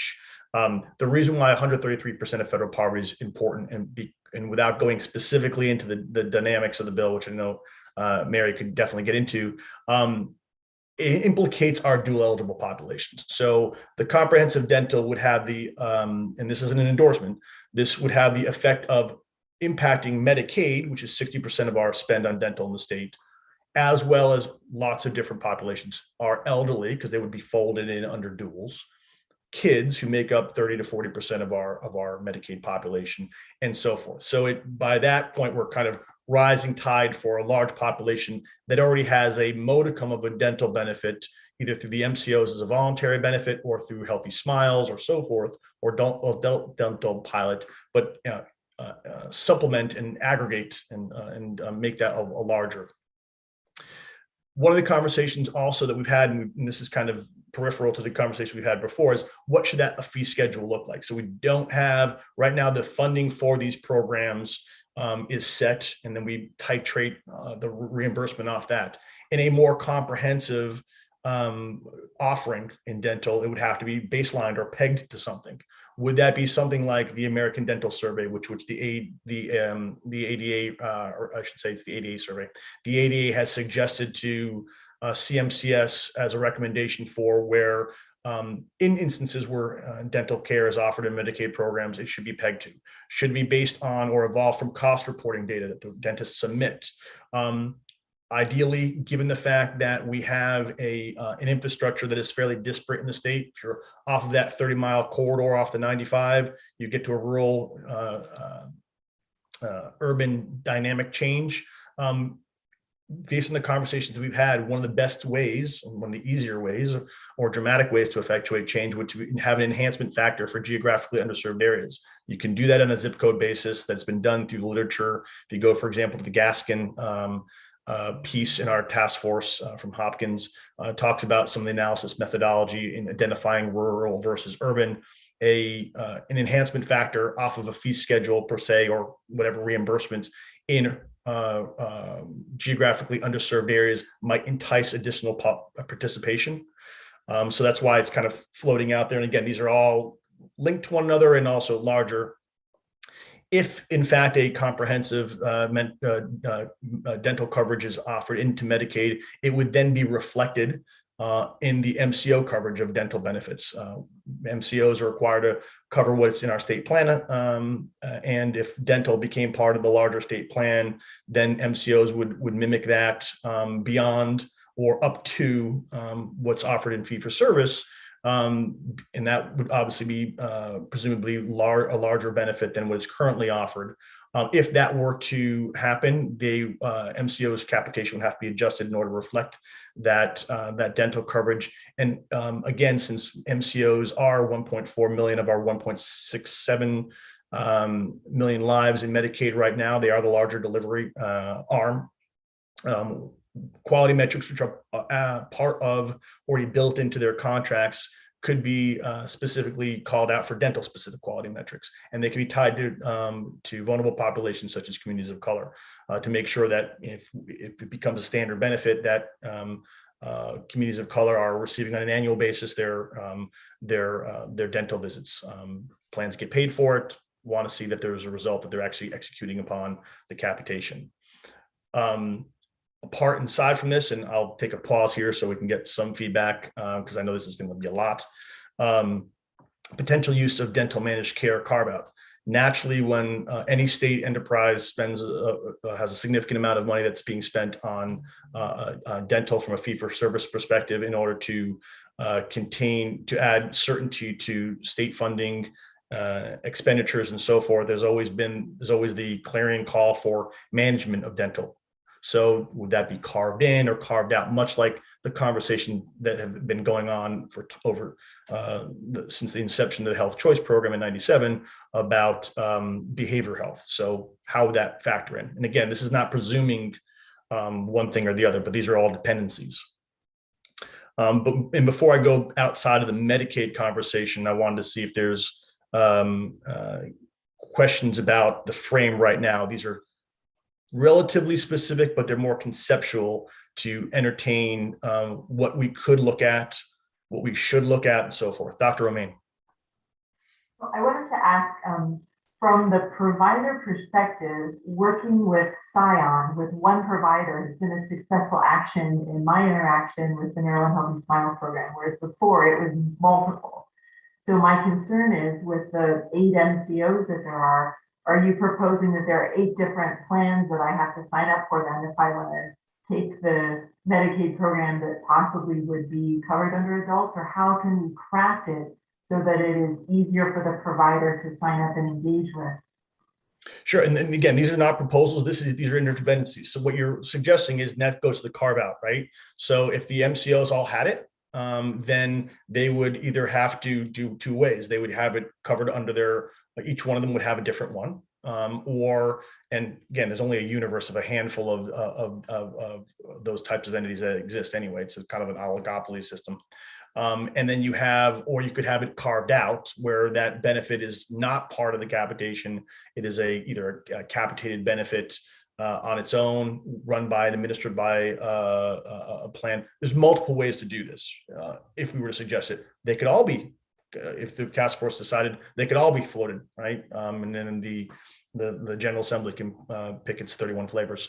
And so these are just kind of conceptually the framework of the alternatives that are out there and that we might want to consider without any prejudice or affinity to any particular item.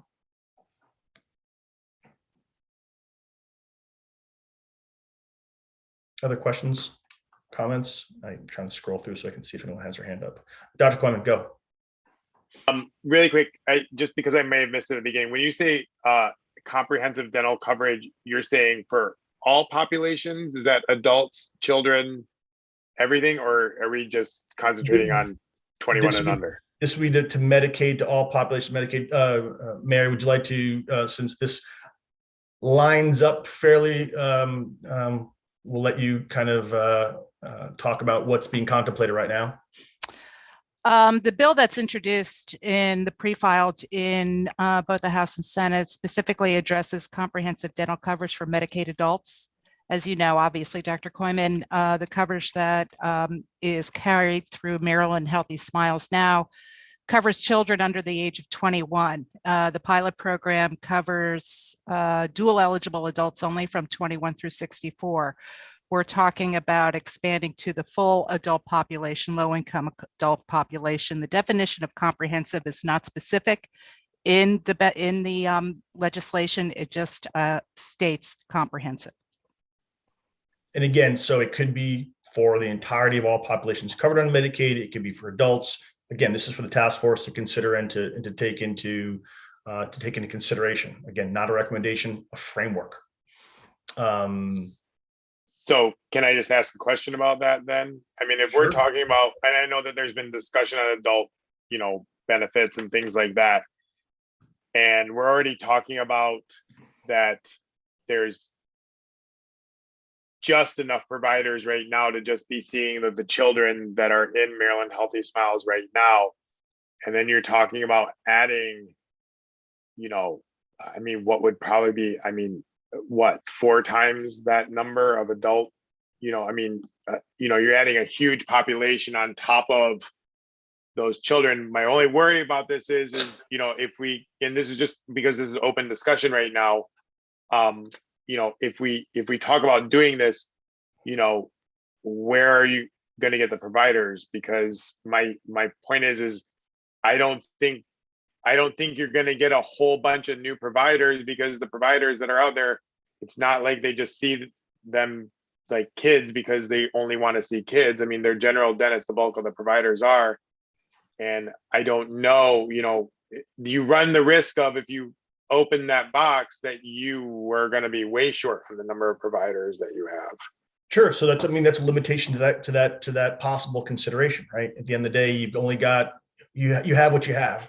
You know, and I'll use managed, for example, just because it's most amenable to this conversation.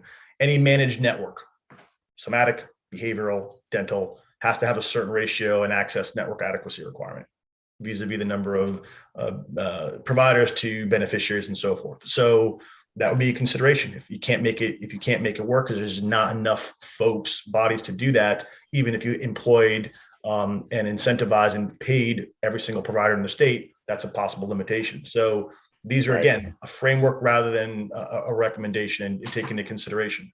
We're not going to fix climate change, but we might be able to fix a couple of things. So this is why we're talking about the largest scope possible.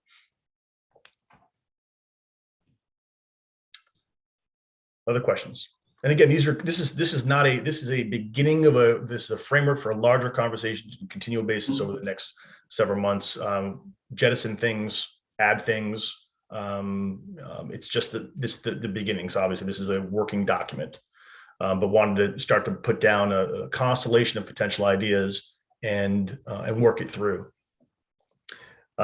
So the next several points move off. I think Dr. Kimber has a question. I can't see Dr. Kimber. Let me scroll down so I see where there's hands. Dr. Kimber, please. Hi. I just wanted to piggyback on what Dr. Corman said, that if fees do not increase, and as everybody has heard since the beginning of this meeting, they haven't increased since the beginning of the program, you're not going to get anyone to sign up to see the additional people of, you know, the whole population under Medicaid.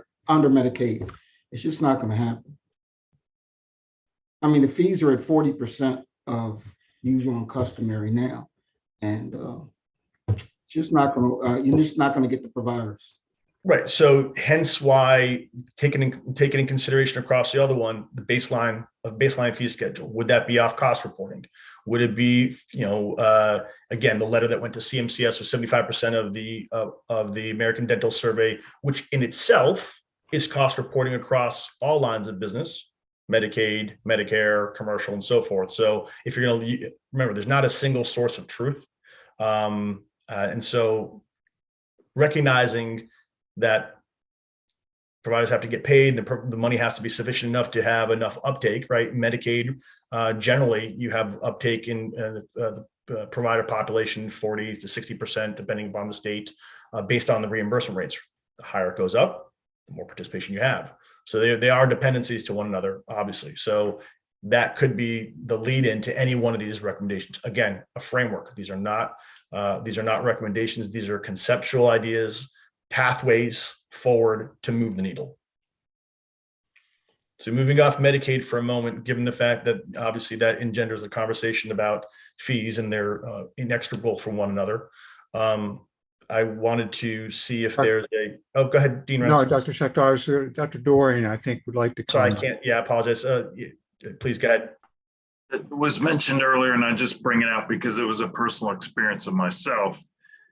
When signing up to be a provider in Maryland Healthy Smiles, and I know Mary Backley's helped me. I had an MSDA staff person work pretty much around the clock for 3 weeks to get me in the provider pool a couple of years ago. I know there's certain requirements put on maybe by federal rules, but you know, when you call to get information and certain documents to submit along with your application and you're given the wrong information, particularly when you're in a group and not all providers in the group want to be part of Maryland Healthy Smiles for whatever reason, it's an extremely difficult process to enroll. And we also heard feedback that it's very difficult to renew once you're in the program. So I think it's great to improve benefits. We're all for that, but I think you have to look at the overall picture. How are you going to recruit more providers? And is that recruitment process easy? We've seen in, say, e-prescribing now, that's going to be a requirement for controlled dangerous substances. many of my fellow practitioners are throwing up their hands and they're doing the 1-year waiver because the process is just so insurmountable. And we're not sitting around the office all day. I mean, we want to provide care, and to sit around and do cumbersome applications is very, very difficult for us. So, and difficult for our staff as well. So I just want to mention that. Yeah. So administrative burden, right, is not something to be shied away from. Obviously, no one's deeming anything. I don't think that's a possibility. But streamlining administrative burden in terms of enrollment, looking from lessons learned from our current pilots and programs we have in place, those certainly could come in. And again, these are the kind of things that we want to subrogate to these larger concepts, right? So if A, then B, if you want to get to C. So this is what we're kind of fleshing out. Can I, sorry, Dr. Dorian, can I just ask you really quick? Are you referring, because I think it's just important that we distinguish one thing. Is it the ePrep portal that Maryland has that you're saying is the difficult part? I'm talking about being able to, yes, do the electronic prescribing. Well, no, when you're getting credentialed for Maryland Healthy Smiles, is Yes, saying I'm the sorry, ePrep, yes, the ePrep portal. Yeah, Yes. okay. And those are, of course, our internal processes to Maryland that we use for all of our Medicaid providers. So again, changes there. All providers have to go through ePrep. If we were to add more providers or as a necessity to additional benefits, these are things we have to take into consideration, right? It all flows together. But those are kind of granular action items. Again, A to get to B to equal C. That's the conversation I want to have over the next several months. Going beyond Medicaid, and these are concepts that have been used in other insurance instances, and including as an analog prescription drug pools before the Medicare Modernization Act added Part D. So using kind of parallels, I'll look at and then we'll just jump right ahead. Uninsured dental pool. Payer, in order to get dental services, somebody's paying for it. Either you're paying usual and customary out of your own pocket, Medicare is covering for it, Medicaid's covering for it, your employer's covering for it, whomever. But there are folks who have no form of insurance. And for those, if we want to truly try to capture the entirety of all 6.4 million Marylanders, we're going to have to look for that subgroup that do not have access to insurance, no alternative insurance coverage. So should there be, and this would be something that would have to be state funded, presumably, unless things change on a federal level, an insured dental pool where you had a modicum, a small minimal benefit that can be baseline, perhaps, and this is not set in stone, this is just a suggestion and or a conceptual framework to the codes of reimbursement used in the adult dental pilot. So for those who are uninsured, who have no access to Medicaid, who have no access to commercial, what have you, they could still get dental benefits, a limited modicum of benefits, subject to a yearly limit, subject to a certain number of codes, what have you. But just to take care of that small sliver of population that doesn't have insurance, not the underinsured, but the uninsured. They don't qualify for Medicaid. They don't qualify for any other program or employer-sponsored insurance. If we're going to look at trying to get access to care to all Marylanders, Medicaid is going to be the biggest mover, but there are going to be other ways to get to it. So that is one kind of concept for where you can't tweak the insurer or the payor. One insurer payer that we cannot tweak, except is Medicare. We can come on the backside as a secondary payer, but we can't effectuate what the federal design of a dental benefit.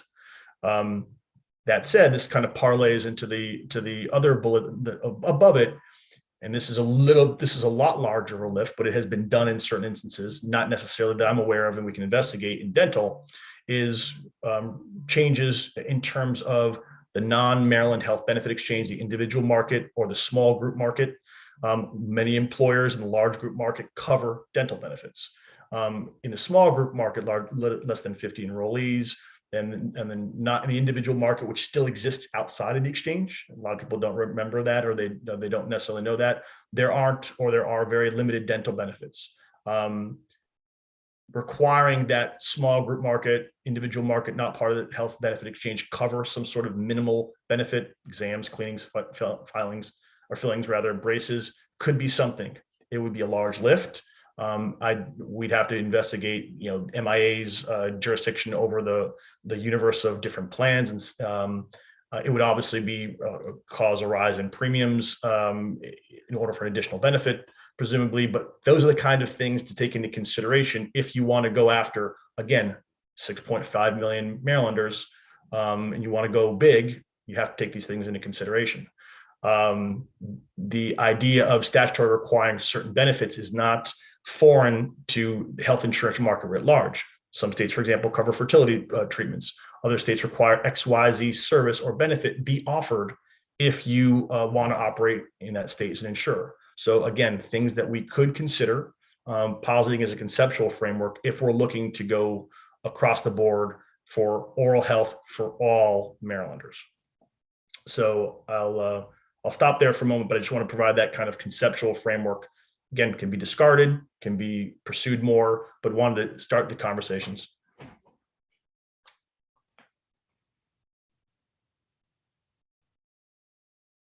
All right, now that I got over the biggies, we'll go to the easier lifts. We've talked a lot about what I found intriguing, I think would be interesting, is that we already have medical infrastructure in place in 24 counties. Everyone has a local health department. It was intriguing to me to hear the Allegheny Health Department dentist speak about the chairs that she had in-house. And if you already have a brick and mortar in place, you have a situs of care, we could build upon that oral health infrastructure by adding chairs, grant monies to expand upon the physical footprint of the local health departments, to say, not only a local health department can you get your COVID test and your COVID shot, but you can also go get a dental visit. Hopefully we'll not be dealing with both of those at the same time. But the point is that you can actually make it as a delivery area. That's building using infrastructure that's already in place. And that also kind of runs to the idea that we've had, which is access in rural areas. You're either going to you have three ways to get providers there. You create new providers by having dentists move. We'll talk about there with the loan assistance, the Larp program, where people would move to those particular areas and stay and raise their families, as Dr. Coleman mentioned. You have leveraging the existing provider base that is there through rates and so on and so forth. That has been discussed multiple times in this task force, specifically as it relates to Medicaid. But you also have the possibility of having dentists come through. The Mission of Mercy initiative, I know, is large here. It is also prominent in other states. And there was a really interesting article that just appeared this weekend in the New Yorker about Mission of Mercy in Philadelphia and how many people line up as soon as they know that there's a dentist available free of charge. So do we create, or do we try to fund and staff a dental corps of mobile dental clinics that do a circuit ride throughout the state, stopping in XYZ County for a handful of days or on a regular monthly basis to service folks, either using local health departments or wherever they park, to make sure that there is access in areas where there presently is not. So these are kind of, again, concepts, big idea, brainstorming, wanted to have consideration by the task force, additional concepts from the task force, but kind of coming off from the same tree. So that's the access and coverage, because at the end of the day, to move the needle to get more Marylanders covered, you're going after insurance. And if you're going after insurance, you're talking about paying for it and paying for the payer, funding the payer and funding the delivery mechanism. And that's the simple of it all. So that's that. And before I turn to educational literacy, I wanted to, get some feedback and comments. Again, not the first conversation, not the end of the conversation. Dr. Doring? Thank you. I, along with many of the other people on here, provided care at Mission of Mercy, and it's a wonderful program. And please don't take this the wrong way. but it's not a way of providing comprehensive care. People line up, they get the care, but there's, as Dr. Kooiman said, there's no follow-up. And you need the follow-up for the prevention and the education. And to ride around from various points to various points, every individual really needs a dental home where they can call when they have a question or a dental emergency. And when it's portable or mobile like that, you lose out on that. And as a matter of fact, I've been to Mission of Mercies where people leave and they ask, when is the next Mission of Mercy? Because that's when I'm going to get my next dental care. And it's a wonderful thing. I would like if we could extend it so far that we did so well with what we're doing in this task force that we didn't need Mission of Mercy. I think we've done a great thing, but it's a great program, but it does have its limits. Thank you.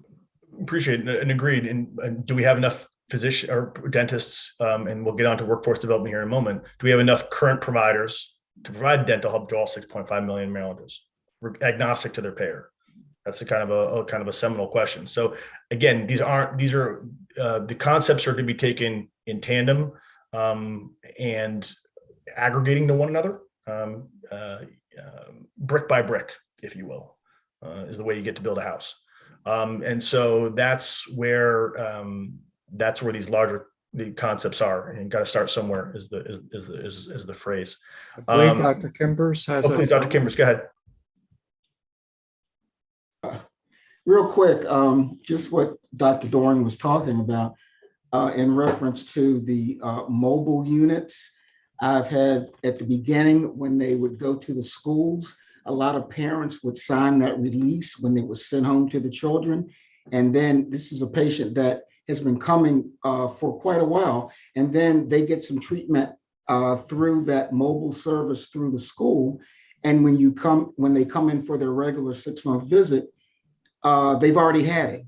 But because the parent doesn't know that, they're just thinking that they're going to get an extra visit, but they don't realize that they have, unless the office checks to see whether, and we do, because that taught us a lesson, to see whether the patient had been seen, recently or not. And so I tell all of my patients that come on a regular basis that don't let their children be seen at school, because it messes with, the amount of time, the frequency that children can get cleanings and children can get examinations and x-rays. And again, there is no follow-up again. The follow-up is just not there. And that's why years ago we had to have the buses or mobile clinics be assigned to some sort of brick and mortar. That's where that came from, because they were just like a fly-by-night thing. They would hit one place and hit another place, just doing what they have to do to pay that note on that mobile unit, so to speak. I'm off of my soapbox.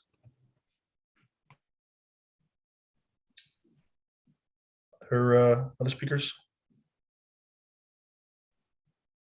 Okay, we're getting Dr. Rain, please. I concur with Dr. Doran and Dr. Kimbers. I think having a circuit specialist would be great. When Dr. Seibert was talking about surgery needs, the ADA just did a study saying Medicaid beneficiaries use many more surgical codes than private insurance.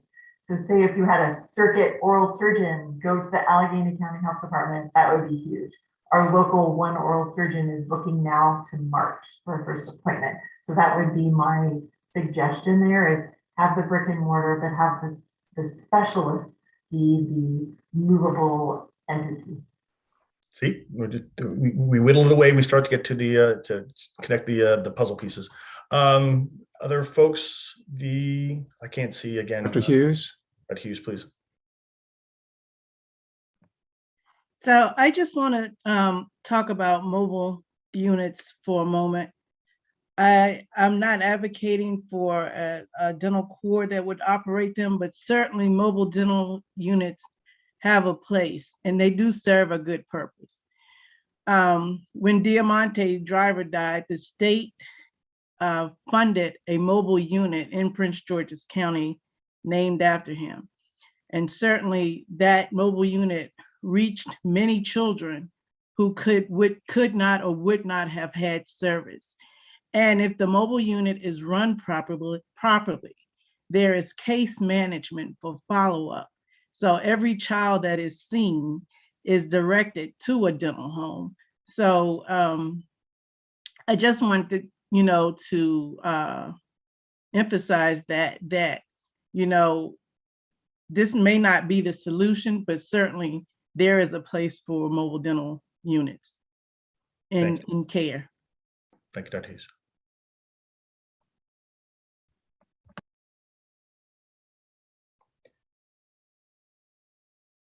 The last two, obviously, education literacy is something we've talked about. I think the oral health campaigns, I know Dr. Hughes mentioned, spoke on this previously when I had asked her about this. And again, it doesn't have to be year long, but a public health campaign re-emphasizing preventive care, oral health, and so forth. We've done it. Perhaps would be lost in the noise of our current pandemic, but in the future, longer educated campaigns we dedicate towards various public health crises, opiates, smoking, sexually transmitted diseases. Oral health is important and deserves its own voice and its own campaign, if you will, maybe possibly concurrent to other initiatives to promote it. We are now, this is a little bit of an add-on, but school-based health centers are now been moved over into the domain of the Maryland Department of Health. And as we, from the Department of Education, and as we start to integrate that and develop a plan for them on a larger strategic level, leveraging them perhaps not as sites of care, but as part of the education outreach and coordination to use them for the pediatric population. And then finally, workforce development. I think the loan assistance repayment program, we're all fans of it. I think it's just a matter of how do you create more dentists from a highly capital intensive, educational intensive process that reaps a handful of dentists here or there, and that we need to have more. If you want to get to a dental core or a number of folks that are going to enhance the infrastructure in rural counties, 3, 5, 6 is not going to do it. 300, 500 will do it. Not to suggest that we have that kind of money, but the point is you need to get more dentists out. And if you have them under the loan repayment program, you can steer them towards underserved areas. And then finally, last bullet point is one that is reserved for our future conversations, which is, again, thinking about how do we enhance the current workforce? And that is thinking about, contemplating mid-level providers such as dental therapists, leveraging, contemplating the existing dental hygienists, physicians. Now, this all goes into scope of practice, which I would probably try to want to avoid, but what are the players on the board that we need to enhance oral health care? And that's definitely a big area of inquiry that we still have yet to do. Again, this is not exclusive. It is not the entirety. It is a beginning point of consideration to which I will invite every task force member to think about over the course of our little sabbatical here, and then we can revisit and add on as we move over the next several months. We'll still be working on it. So we will, even though we might not be meeting, we will definitely be amenable to input from the task force during this time to continue to refine this architecture. So with that, I just wanted to, again, get the ball moving and get some ideas. This will grow. Before I turn it over to the Dean and Delegate Bagnall for closing remarks, since we're running over time, I wanted to ask if there's any other comments from our task force. Dr. Doring. Thank you. 2 points that we're looking under the education. I know a couple years ago, a couple sessions ago, we had a bill looking at oral exams in Annapolis at certain age groups, say, for example, kindergarten, 3rd grade, 6th grade, that just the feedback from a dental office or mobile dental clinic or whatever gave back to the school, yes, this child has been examined and is clear, is not going to have a problem with a toothache while they're studying in school. So I think that's worth revisiting. The bill did not go very far. The school nurses really testified that they were overworked and didn't want to participate in that, but I think it's very worthwhile. And then looking at the workforce issue, and we mentioned them several times about the shortage of dental assistants, dental hygienists. These are very good paying jobs. And whatever we can do to promote the workforce that we have existing, and then I think look for overall support in expanding the scope of what these mid-levels are already capable of doing, as we talked about earlier with Dr. Koyman's presentation about the expanded function dental assistants. That would be a relatively easy way of enhancing the dental assistant profession, allowing them to provide more services. So it's more attractive to recruit people, and the education programs already exist through Danby. So it's just getting on board and having our state board recognize these programs and certify these people to be able to provide additional services. So I just throw that out. Thank you, Dr. Doring. Ms. Backley? Thank you. Actually, Dr. Doring mentioned something I was going to bring up about the screening in children's. That was a recommendation from the Dental Action Committee that I believe Dr. Hughes had in her original presentation in the beginning when we met. So thank you, Dr. Doring, for mentioning that. And I'm assuming the document that you just showed, Mr. Schecktar, that'll be in the library or we can access it? Yes. Of the recommendations? Thank you. And feedback should be directed to the staff about what we want to add on. This is the first page of a larger tome.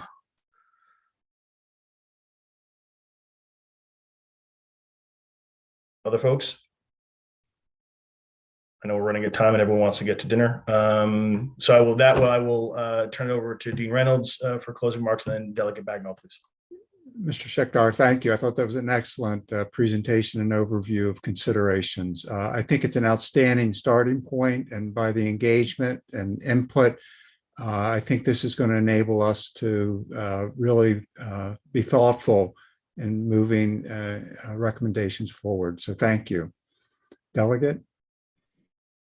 Well, I just want to thank everyone for the comprehensive presentations today. And I want to thank Mr. Schecktar for really starting to pull those threads together for us, giving us something really comprehensive for consideration. And I will say I'm extremely proud of the work of this task force. I feel like we are on the cusp of being leaders in addressing oral health. And I know that the challenge is that, we want best practices, and then we have to get from the reality of meeting people where they are to where we want to get them. And I feel like these considerations move that needle significantly. So I think we need to be bold. I think we need to ask for what we need, and this really gives us a direction for that ask, and then we have several months to consider what that looks like and how we pull these pieces together so we have a coordination of care, and we really can be a leader, not just as a state, not just in the state of Maryland, but potentially, as a leader in oral health, as a template for the nation. I'm very excited. Sorry. Thank you, Delegate. I want everyone to be as bullish on this as Delegate Bagnall is, and so I appreciate this. And again, everyone here is working for directly and indirectly for every Marylander, and we have the chance to, again, Delegate's words, be bold and try to make meaningful change that we beyond what we've already done. So I'm very excited about this, and I look forward to everyone's feedback. And we will be reconvening again. I believe we decided probably around, is it April? We've decided support staff. So we decided because everyone's busy with session. Yes, April. Okay, April it is. So until such time, and again, feel free to reach out to us directly during that time. And during that time, work continues to be done. We just will not be having our public meetings. So feel free to reach out to myself, Dean Reynolds, the support staff, and best of luck to everyone. And thank you so much for your time today. Thank you all very much. And I will see you in the session. Thank you.